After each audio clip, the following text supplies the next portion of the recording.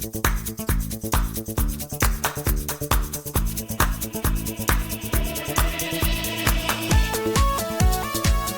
Hello friends, நான் உங்க SKA பேசுறேன். இன்னைக்கு நம்ம ரஷ்யா உக்ரைன் போரில் இருக்கக்கூடிய மிக முக்கியமான ரகசிய பின்னணிகள், தற்போது நடக்கக்கூடிய பின்னணி, அதுல நடக்கக்கூடிய அதிரடியான அரசியல் யுக்திகள், தந்திரங்கள், ரஷ்யாவின் புதிய புதிய தாக்குதல்கள், ரகசிய திட்டங்கள், யாருமே எதிர்பாராத நகர்வுகள் மற்றும் இந்த போரை வேறு திசையில திருப்பி கொண்டு போகக்கூடிய உலக அரசியல் விளையாட்டுகளை பற்றி தான் நம்ம பேச போறோம். கடைசி வரைக்கும் பாருங்க. ஒவ்வொரு விஷயமும் உங்களோட சிந்தனையை கொஞ்சம் கொஞ்சமாக மாற்றும். ரஷ்யாவை எதிர்த்து போரிடுவதற்காக உக்ரைனில் இருக்கக்கூடிய சிறை கைதிகளை உக்ரைன் அழைக்கக்கூடிய ஒரு தந்திரம். உக்ரைன் தனது போர் படைகளின் பற்றாக்குறையை சமாளிக்க புதிய யுக்தியை கையாள ஆரம்பித்திருப்பதாக செய்திகள் வர ஆரம்பித்துள்ளது. இன்னொரு பக்கம் வடகொரியாவில் உள்ள வீரர்கள் 10,000 கணக்கில், ஏற்கனவே ஒரு 15,000 வீரர்கள் ரஷ்யாவில் புகுந்து விட்டதாகவும், இன்னும் வரக்கூடிய ஒரு சில நாட்களில் வடகொரியாவில் இருந்து 10,000 15,000க்கும் அதிகமான வடகொரியா வீரர்கள் ரஷ்யாவுக்குள் புகுந்து உக்ரைனை தாக்குவதற்கு தயாராகிறார்கள்.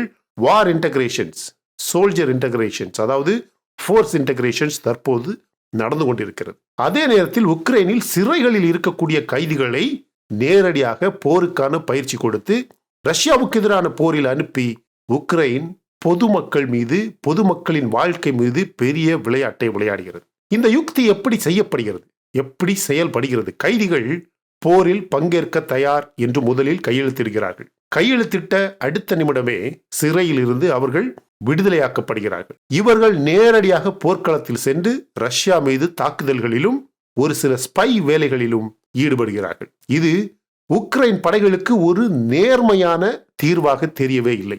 ஆனால் இது ஒரு பெரிய பரபரப்பை இன்று உலக அளவில் உருவாக்கியுள்ளது. இரண்டாவது மிக முக்கியமான விஷயம், ட்ரம்ப் மீண்டும் வெற்றி பெற்றது உக்ரைனுக்கு நல்லதா கெட்டதா? அமெரிக்காவின் முன்னாள் ஜனாதிபதி டொனால்ட் ட்ரம்ப் மீண்டும் அமெரிக்க ஜனாதிபதி பதவிக்கு இன்னும் 40 நாட்களில் வர இருக்கிறார். அவருக்கு கிடைத்த இந்த வெற்றியால் அவர் வெள்ளை மாளிகையில் அமெரிக்காவில் ஜனாதிபதியாக இருக்கும்போது உக்ரைனுக்கு என்ன நடக்கும்? உக்ரைனுக்கு எதிராக கண்டிப்பாக ட்ரம்ப் முடிவு செய்வாரா? உக்ரைனுக்கு ட்ரம்ப் பணம் கொடுப்பதை, ஆயுதம் கொடுப்பதை, நிதி உதவி செய்வதை கண்டிப்பாக பெரிய அளவில் எதிர்ப்பு தெரிவிப்பார் என்று சொல்லப்படுகிறது. ஆனால் தற்போது அவர் இந்த பதவிக்கு வரும்போது நிறைய மாற்றங்கள் இருக்கலாம் என்று கூட எதிர்பார்க்கப்படுகிறது. ஒரு பலவீனமான போர் முடிவை உக்ரைனுக்கு கொண்டு வரலாம். அதே நேரத்தில் ஜெர்மனியில என்ன நடக்கு பார்த்தீங்களா? ஜெர்மனியின் அரசியல் நிலைமை சிக்கலான நிலையில் இருக்கு. இன்று ஆல்மோஸ்ட் 50% மக்கள், ஜெர்மனியில் இருக்கக்கூடிய 50%க்கும் அதிகமான மக்கள் இமிகிரண்ட்ஸ், வேறு நாடுகளில் இருந்து ஜெர்மனிக்கு சென்றவர்கள். இதில் அதிகமானவர்கள் பாலஸ்தீன், பிரான்ஸ், மொராக்கோ, பாகிஸ்தான், பங்களாதேஷ், இப்படி உலகம் முழுவதுமாக இருக்கக்கூடிய இஸ்லாமிய நாடுகளில் இருந்து சென்ற அகதிகளும் இமிகிரண்ட்ஸும். இன்னைக்கு ஜெர்மனியில் நடக்கக்கூடிய 40%க்கும் அதிகமான கிரைம்ஸ் இந்த இமிகிரண்ட்ஸா அந்த நாட்டுக்குள்ள போயிருக்காங்க பார்த்தீங்களா, இவர்களால் செய்யப்படுகிறது என்று கண்டுபிடிக்கப்பட்டுள்ளது. எனவே ஜெர்மனியில் இருக்கக்கூடிய பாரம்பரியமான ஜெர்மன் மக்கள் இருக்காங்க பார்த்தீங்களா, குடிமக்கள், அதுல ஒரு சில எக்ஸ்ட்ரீமிஸ்ட், ஒரு சில புரட்சியாளர்கள் இந்த இமிகிரண்ட்ஸா உள்ள போயிருக்காங்கல்ல, இஸ்லாமியர்கள், இவர்களை எதிர்த்து அவர்களை தாக்கி அழிக்கும் அளவுக்கு அங்க அரசியல் சிக்கல் அதிகரித்து விட்டது. எனவே ஜெர்மனியில் நடக்கக்கூடிய உள்நாட்டு சிக்கல், அமெரிக்காவில் ட்ரம்ப் ஆட்சிக்கு வருவது, ஏற்கனவே பிரான்சுடைய அதிபர் மேக்ரானின் நிலைப்பாடு உங்க எல்லாருக்குமே தெரியும். எனவே தற்போது உக்ரைனுக்கு பணம் கொடுப்பதாக இருந்தாலும் சரி, ஆயுதம் கொடுப்பதாக இருந்தாலும் சரி, எல்லாமே பாதிக்கப்படுமோ என்ற சந்தேகம் வந்துள்ளது. இப்படிப்பட்ட ஒரு நேரத்தில் இருக்கக்கூடிய இந்த 40 நாள்களை எப்படியாவது ரொம்ப சாதுரியமாக, தந்திரமாக பயன்படுத்தலாம் என்ற முடிவில் தான் இப்போது ரஷ்யாவின் அதிபர் புட்டின் சரமாரியாக உக்ரைனை தாக்குகிறார். இந்த ஓரெஸ்னிக் ஏவுகணை அப்படின்னு ஒரு ஏவுகணையை புதியதாக ரஷ்ய அதிபர் புட்டின் உக்ரைனுக்கு எதிராக களமிறக்கியுள்ளார். புட்டினே இந்த ஏவுகணையை பற்றி என்ன சொல்கிறார் பாருங்க. இந்த ஏவுகணை மீது எதிரிகளால் எதுவுமே செய்ய முடியாது. இந்த ஏவுகணையை எதிரிகளால் இடைமறிப்பு, இன்டர்செப்ட் செய்ய முடியாது. இது 10 மேக் வேகத்தில் பயங்கர இலக்குகளை சென்றடையக்கூடிய மிக சக்தியான ஒரு ஏவுகணை. இது யார் சொல்றா? புட்டினே சொல்றார். MIRV, multiple independent reentry vehicles. இது நம்ம நாட்டில் இருக்கக்கூடிய அக்னி அணு ஆயுத ஏவுகணை இருக்கு பாத்தீங்களா, அந்த ஏவுகணையில கூட இந்த MIRV இருக்கு. இந்தியாவின் அக்னி 5ல MIRV இருக்கு, மல்டிபிள் இண்டிபெண்டன்ட் ரீஎன்ட்ரி வெஹிக்கிள்ஸ். அது எப்படின்னா நான் சொல்றேன், இப்போ ஒரு ஏவுகணை இப்படி வருதா, அதுல பல வார்ஹெட்ஸ் இருக்கும். ஒரு நேரம் தாக்கும் போது அந்த ஏவுகணை தாக்குதல் அப்படின்னு சொல்லும்போது, இம்பாக்ட் ஆகுது அப்படின்னு சொல்லும்போது வெடிக்கிறது தான் அப்படி சொல்றோம். ஏவுகணை லான்ச் ஆகி ஒரு குறிப்பிட்ட டார்கெட், ஒரு குறிப்பிட்ட இடத்துல போனதுக்கு அப்புறம் அது வெடிக்குது பாத்தீங்களா. வெடிக்கும் போது மல்டிபிள் இண்டிபெண்டன்ட் ரீஎன்ட்ரி வெஹிக்கிள்ஸ் அப்படின்னா ஒரு ஏவுகணையிலிருந்து 5, 6, 7, 8, 10 அப்படின்னு டார்கெட்ஸை நோக்கி, இலக்குகளை நோக்கி 10 ஆயுதம் போற மாதிரி அந்த ரீஎன்ட்ரி வெஹிக்கிள்ஸ் ஒவ்வொன்றுமே மிகப்பெரிய சேதத்தை ஏற்படுத்தக்கூடிய அளவில் அங்க போய் சேரும். இப்படி MIRV தொழில்நுட்பத்தை அடிப்படையாக கொண்டது அப்படின்னு யார் சொல்றா? புட்டினே சொல்றார். இதுல இருக்கக்கூடிய சிக்கல் என்ன அப்படின்னு நீங்க நினைக்கிறீங்க? இது ஒரு ஹைப்பர்சானிக் ஏவுகணை. ஒரு ஹைப்பர்சானிக் ஏவுகணை 10 மேக் அதிகமான வேகத்தில் பறக்கும் போது, அதுவும் MIRV மல்டிபிள் ரீஎன்ட்ரி வெஹிக்கிள்ஸ் இருக்கக்கூடிய ஒரே ஏவுகணை, ஆனால் 10 இடங்களை தாக்க முடியும். அதுல அணு ஆயுதங்களை சேர்த்து கூட பயன்படுத்தக்கூடிய தகுதி கொண்ட ஒரு ஏவுகணை. இது மேற்கு நாடுகளுக்கு நேரடியாக ஒரு சவாலாக கொடுக்கப்பட்டுள்ளது. 2 நாட்களுக்கு முன்னாடி தான் ரஷ்ய அதிபர் புட்டின் அவருடைய அணு ஆயுத பயன்களுக்கான கோட்பாடை மாத்தினார். அதுக்கப்புறம் இப்படி ஒரு மிகப்பெரிய சக்தி வாய்ந்த ஹைப்பர்சானிக் ஏவுகணையை உக்ரைன் மீது, அதுவும் MIRV இருக்கக்கூடிய ஒரு ஏவுகணையை நானே புதியதாக சோதனை செஞ்சிருக்கேன் அப்படின்னு புட்டின் சொல்றார். அப்படின்னா ரஷ்யா ஏன் இப்படி ஒரு திட்டத்தை செய்தது? மேற்கு நாடுகள் உக்ரைனுக்கு பாதுகாப்பு கொடுக்குது, மேற்கு நாடுகள் உக்ரைனுக்கு ஆயுதங்களை கொடுத்தது. 2 நாட்களுக்கு முன்னாடி பைடன் எந்த லாங் ரேஞ்ச் மிசைல்ஸாக இருந்தாலும் பரவாயில்ல, அமெரிக்காவின் ஆயுதங்களை உக்ரைன் ரஷ்யாவுக்கு உள்ள தாக்க பயன்படுத்தலாம் அப்படின்னு கொடுத்தார். அது மட்டும் கிடையாது, நேற்று உக்ரைன் தாக்கியது அமெரிக்கா, பிரிட்டன் என 2 நாடுகளின் ஆயுதங்களையும் ரஷ்யாவுக்குள் தாக்கியது. ரஷ்யா தனது எச்சரிக்கைகளை தணியாமல் இவனுக்கு அசால்ட்டா எடுத்துக்க கூடாது அப்படிங்கிறதுக்காகவே புட்டின் அழுத்தம் கொடுக்க முயற்சிக்கிறார்.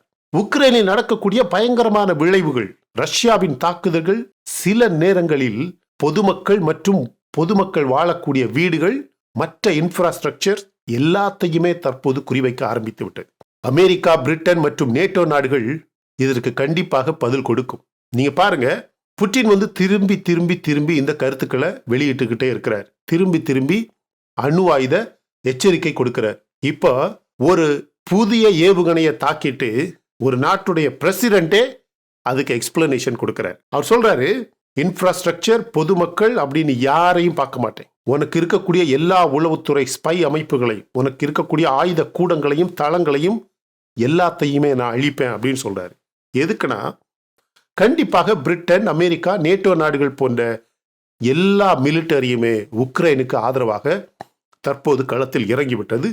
அவர்களுடைய ஆயுதங்கள் ரஷ்யாவுக்குள்ள விழுது. சோ புட்டினால செய்ய முடிஞ்சது, ஒரு பக்கம் போரை செய்தாலும் இன்னொரு பக்கம் இந்த ட்ரம்ப் வர்றதுக்கு முன்னாடி ரஷ்யா வெற்றி பெறுது, உக்ரைனில் அதிகமான பாதிப்புகள் இருக்கு, உக்ரைனில் அதிகமான பகுதிகளை நான் ஆக்கிரமிப்பேன் அப்படின்னு தொடர்ந்து சொல்லி சொல்லி சொல்லி சொல்லி சொல்லி இப்படி மிகப்பெரிய ஒரு ICBM, ஒரு ஹைப்பர்சானிக் ஏவுகணையை, MIRV டெக்னாலஜி இருக்கக்கூடிய ஏவுகணையை உக்ரைனுக்குள் தாக்கி ரஷ்யா இன்னும் கூட இந்த போரில் கை மேலோங்கி இருக்கு அப்படின்னு காட்ட முயற்சி செய்யறார். அப்பதான் ட்ரம்ப் வந்ததுமே இந்த போர் ரொம்ப நாளைக்கு போகக்கூடாது, அதனால உடனடியாக ஸ்டாப் பண்ணுங்க அப்படின்னு ரஷ்யாவுக்கு ஏற்ற வகையில், ரஷ்யாவுக்கு ஆதரவாக இந்த போரின் முடிவு இருக்கும் அப்படின்னு புட்டின் எதிர்பார்க்கிறார்.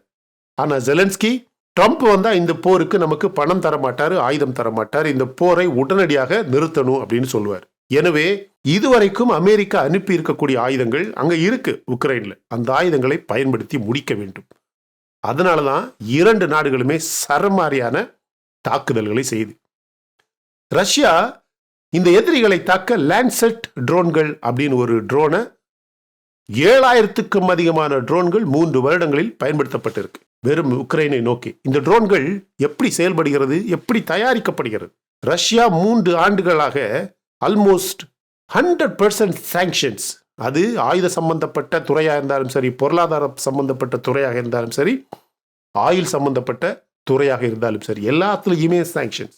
அப்படின்னா இந்த 7000க்கு அதிகமான ட்ரோன்கள் இன்னும் பல ஆயிரக்கணக்கில் ரஷ்யாவில் தொடர்ந்து தயாரிக்கப்படக்கூடிய ஏவுகணைகள், ட்ரோன்ஸ், இதெல்லாம் எப்படி தயாரிக்கப்படுது, இந்த சாங்ஷன்ஸ் மத்தியில், பொருளாதார தடை மத்தியில் எப்படி தயாரிக்கப்படுது அப்படிங்கிறது இப்ப எல்லாருடைய கேள்விகள். உக்ரைனின் முக்கியமான இலக்குகளை, உக்ரைன்ல இருக்கக்கூடிய முக்கியமான இலக்குகளை தாக்க ரஷ்யா இந்த லேண்ட்செட் ட்ரோன் அப்படின்னு மிக சக்தி வாய்ந்த ஒரு ட்ரோனை தான் பயன்படுத்துது. நீங்களே பாருங்க, அமெரிக்காவின் ஹிமார்ஸ் போன்ற பீரங்கிகள் கூட இதற்கு எதிர்ப்பு கொடுக்க முடியாமல் தள்ளாடுது அப்படின்னு சொல்லலாம். ரஷ்யா இதனை தனது பிரதான பயங்கர ஆயுதமாக பயன்படுத்துகிறது. இந்த ட்ரோன்கள் எப்படி உருவாக்கப்படுகிறது? சைனாவின் தொழில்நுட்ப உதவி இதுல கண்டிப்பாக இருக்கு. அமெரிக்கா, ஜெர்மனி போன்ற நாடுகளின் பாகங்களை சைனா வழியாக ரஷ்யாவுக்கு அனுப்பப்பட்டுள்ளது.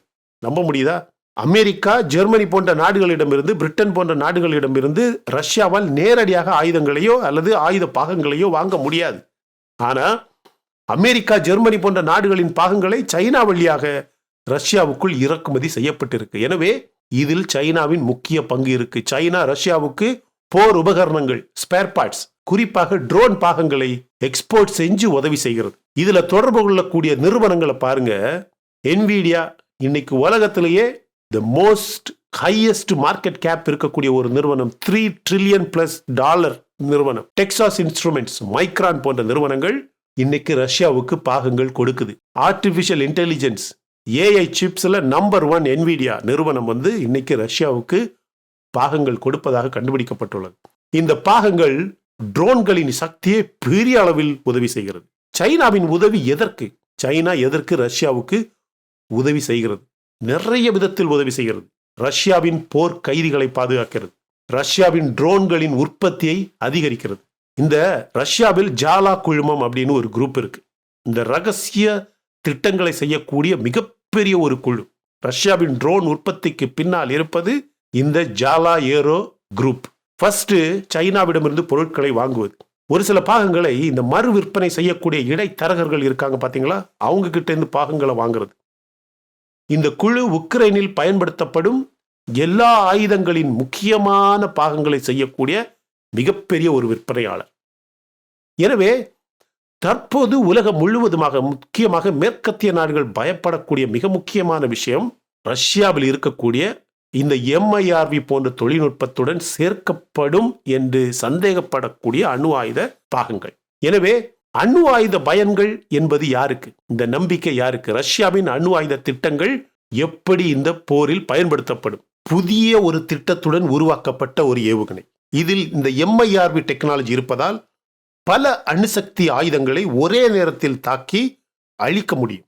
உக்ரைன் மீது உண்மையிலேயே மேற்கத்திய நாடுகள் நம்பிக்கை வைத்திருக்கா? உக்ரைனுக்கு உண்மையிலேயே மேற்கத்திய நாடுகள் உதவி செய்யுமா? உக்ரைனுக்கு மேற்கத்திய நாடுகள் மீது நம்பிக்கை இருக்கா? அந்த நம்பிக்கை எங்க தான் போய்கிட்டு இருக்கு? மேற்கத்திய நாடுகள் தொடர்ந்து உக்ரைனுக்கு ஆதரவு கொடுக்கிறது. ஜெர்மனி மற்றும் பிரான்ஸ் உக்ரைனின் பாதுகாப்புக்கான எல்லா ஆயுதங்களையும் தொடர்ந்து கொடுத்துக்கிட்டே தான் இருக்கு. அமெரிக்கா ஆதரவு கொடுக்குது. ஆனால் எவ்வளவு நாளைக்கு இவங்க இந்த உதவிகளை கொடுக்க முடியும்? நீங்க சமீபத்தில் நடந்திருக்கக்கூடிய தாக்குதல்களை பாருங்க. இதற்கு யார் காரணம்? ரஷ்யா மற்றும் உக்ரைன் இரண்டுமே சமீபமாக நடந்திருக்கக்கூடிய தாக்குதல்களுக்கு ஒருத்தர் குற்றம் சாட்டிக்கிட்டே இருக்கிறாங்க. நீங்க ஸ்பை டீடைல்ஸ், உளவு தகவல்களை பார்த்தீங்கன்னா, ரஷ்யாவின் தாக்குதல்களை சரியான முறையில் முறியடிக்க உக்ரைன் மேற்கு நாடுகளின் உதவிகளை தொடர்ந்து கேட்டுக்கிட்டே இருக்கு.